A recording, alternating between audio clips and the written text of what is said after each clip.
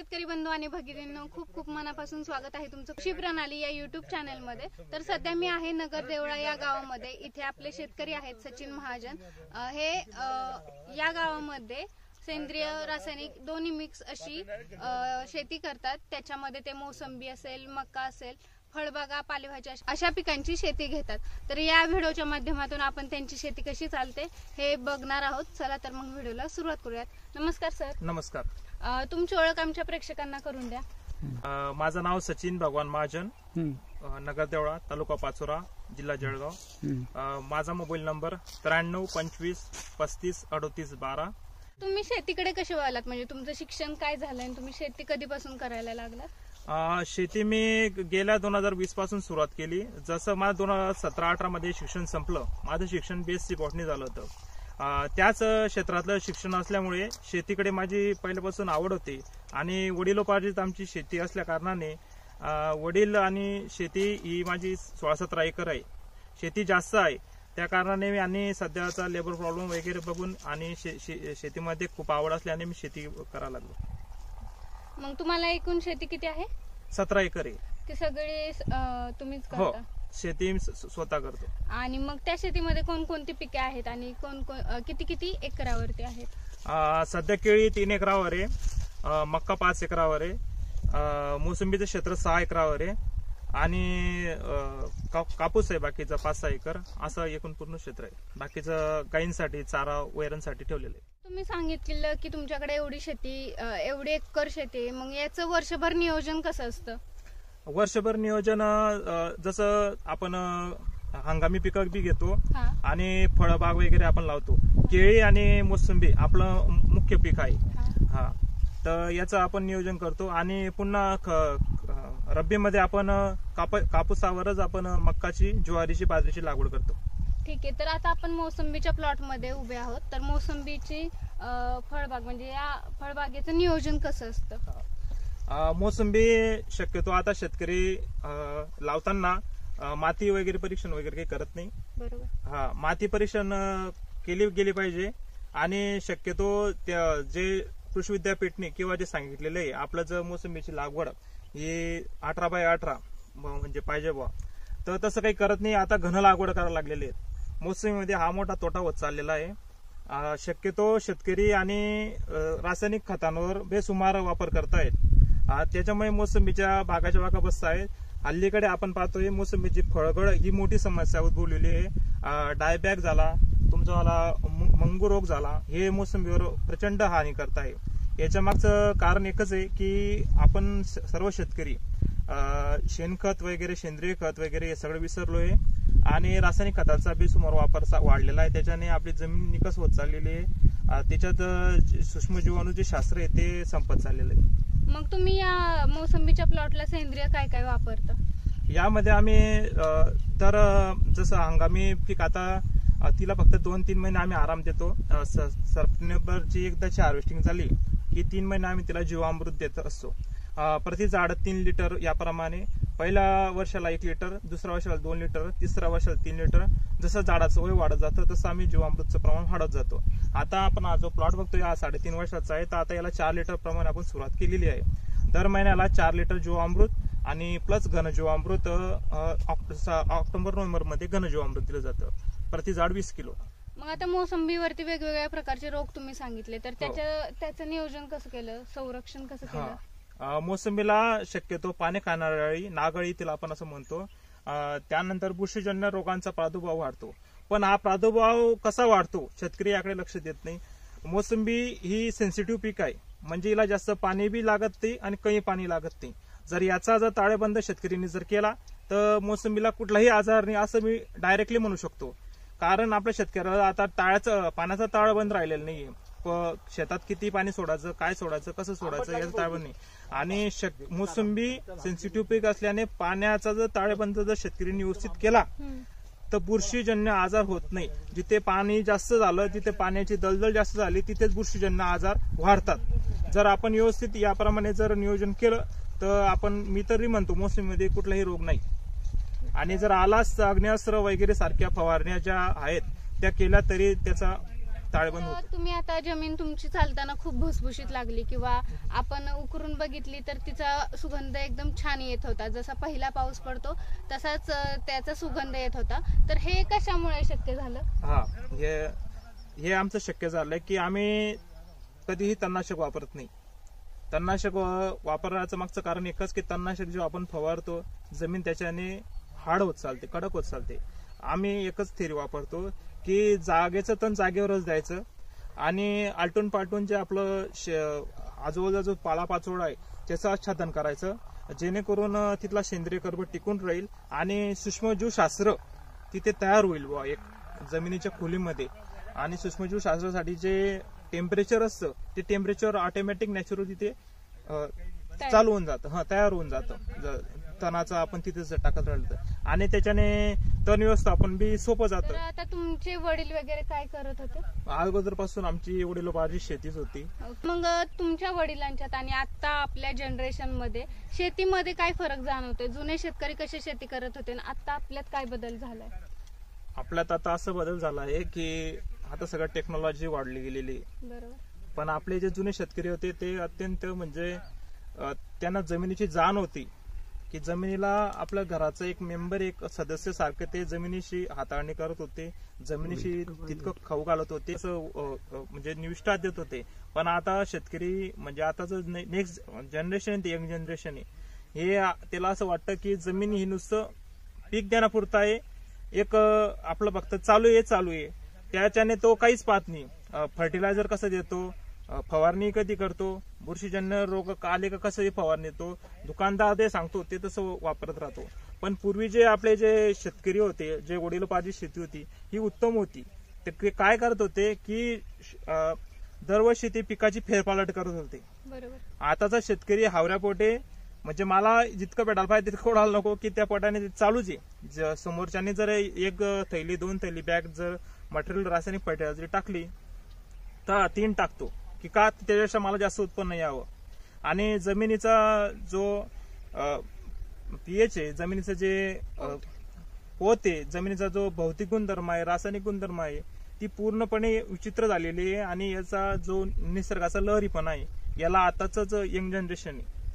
आता तुम्ही सांगितलं की तुमच्या मोसंबीच्या प्लॉटसाठी तुम्ही जीवामृत वापरता सेंद्रियमध्ये, तर मग जीवामृतासाठी देशी गाई वगैरे काय वापरता तुम्ही? आपल्याकडे 5 देशी गाई आहेत. हा, त्या देशी गाईंचं शेण गोमूत्रापासून आपण जीवामृत बनवतो.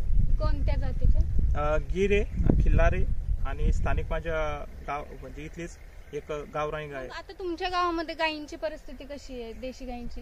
देशी गाय आता डोळ्याला न दिसल्यासारखं झालेलं आहे. एचएफ गायींचे प्रमाण आमच्या गावात प्रचंड वाढलेले आहे.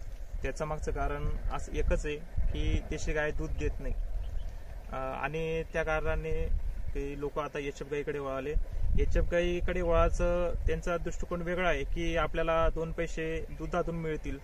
पण आजकालच्या शेतकऱ्यांना की हे समजत नाहीये की जर्सी गाय ही फक्त दूध देऊन मोकळी न होता आपली जमीन सुद्धा खराब करते. की त्या कारणाने तिच्या शेणात कुठलेही प्रमाणाचे जीवाणू नसून फक्त हानिकारक बॅक्टेरिया, हानिकारक फंगस, हानिकारक व्हायरस त्याच्यामध्ये शेणामध्ये, गोमूत्रामध्ये आहे. कारण एक गोष्ट शेतकऱ्यांनी समजून घ्यायला पाहिजे की जितकी जास्त दूध देणारी गाय तितकं तिचं शेण निष्कृष्ट, गोमूत्र निष्कृष्ट, आणि जितकं कमी दूध देणारी गाय तिथं शेण गोमूत्र तितकं दर्जेदार, उत्तम असणार आहे. हे समजून घ्यायला पाहिजे. आणि जर एचएफ गाय आणि देशी गाय यांचा जो आणि लोकांना हे वेड करण्याचं काम केलेलं आहे आजकालच्या डॉक्टर लोकांनी की याच्यातून जे गायी होत्या आपल्या देशी गायी, यातून त्यांना असं सांगण्यात आलं की जर्सी गाय ही जास्त दूध देते. त्यांच्या पुढे गणित मांडण्यात आलं की इतकं दूध, इतके पैसे, इतके तुम्हाला मिळतील, इतके महिन्याला तुम्हाला होईल.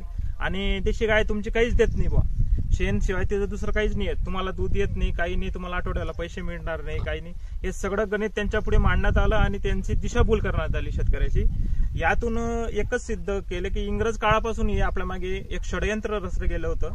हे षडयंत्र पण शेतकऱ्यांना समजलं नाही की हे षडयंत्र कसं आहे वा. आणि जे जसं नेक्स्ट जनरेशन वाढत गेली तसं देशी गाई आपल्या कमी होत गेल्या आणि दुधाच्या किंवा त्यांचं पुढे जे गणित एक सूत्र मांडण्यात आलं की तुम्हाला इतकं दूध, इतके पैसे, इतकं प्रॉफिट, इतकं तुमचं असं तसं सगळं सांगण्यात आलं.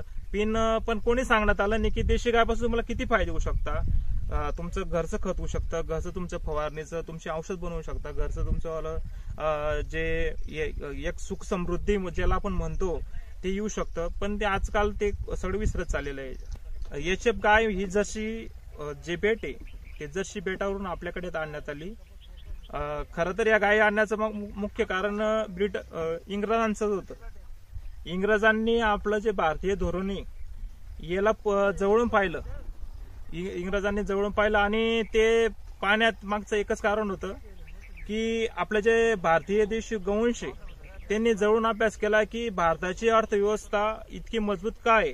आणि त्यांनी जवळून असा अभ्यास केला की जो मेकॉले शिक्षण पद्धती बी त्यांच्याकडनं झालेली की भारताला सोन्याची चिड्या म्हणायचे, सोन्याचं घर म्हणायचे.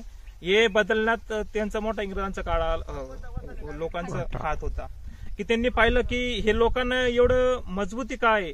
तर त्यांनी पाहिलं जवळून, आपल्याला अभ्यास केला आपल्या भारतीय लोकांचा की ते पूर्ण भारतभर फिरले. भारतभर फिरल्यानंतर त्यांना असं कळण्यात आलं की यांची जी सुरुवात आहे ती कुठून होते.